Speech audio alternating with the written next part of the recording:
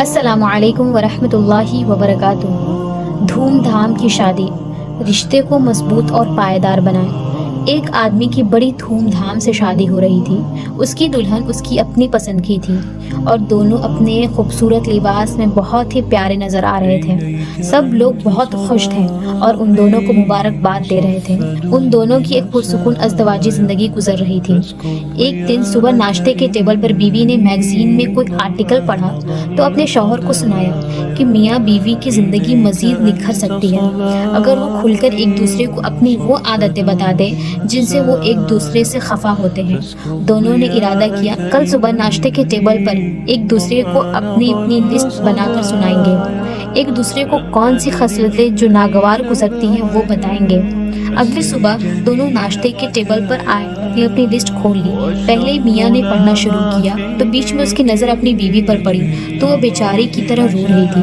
اس کو کچھ سمجھ میں نہ آیا کہ وہ کیوں رو رہی ہے، کیا بات ہو گئی، تو اس نے اس سے پوچھا اگر تمہیں برا لگ رہا ہے تو میں رک جاتا ہوں۔ تو وہ بولی نہیں پلیز آپ آگے بتائیے۔ اس نے اپنی ساری لسٹ سنا دی۔ پھر بیوی کی باری آئی۔ اس نے اپنا کاغذ اپنے خاوند کو تھما دیا۔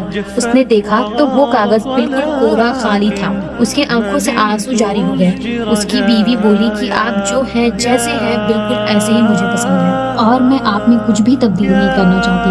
آپ کی کوئی بھی عادت مجھے بری نہیں لگتی اور آپ جس بھی حال میں رکھیں گے میں بخوشی رہ لوں گی۔ شوہر کا دل بسیج گیا اور وہ بہت زیادہ خوش ہوا۔ اس نے اپنی بیوی سے معافی مانگی اور دونوں کا رشتہ مزید بہتر، پائیدار اور مضبوط ہو گیا۔ کسی بھی رشتے کو مضبوط بنانے کے لیے خوبیوں پر توجہ دیں، نہ کہ اس کی عیب جوئی کریں۔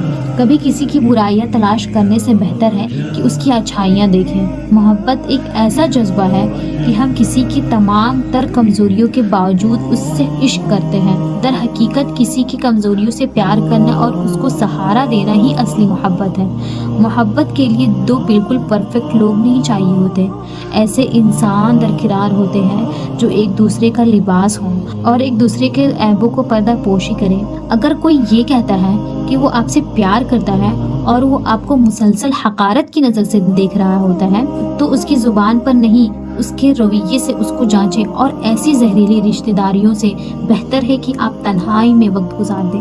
زہریلے رشتے انسان کو تھکا دیتے ہیں اور اس کی صحت گر جاتی ہے، اور جس طرح اپنے اولاد اور خود کو اہمیت سمجھنا چاہیے وہ نہیں سمجھتا اور نہ ہی اپنے لیے وقت نکال پاتا ہے۔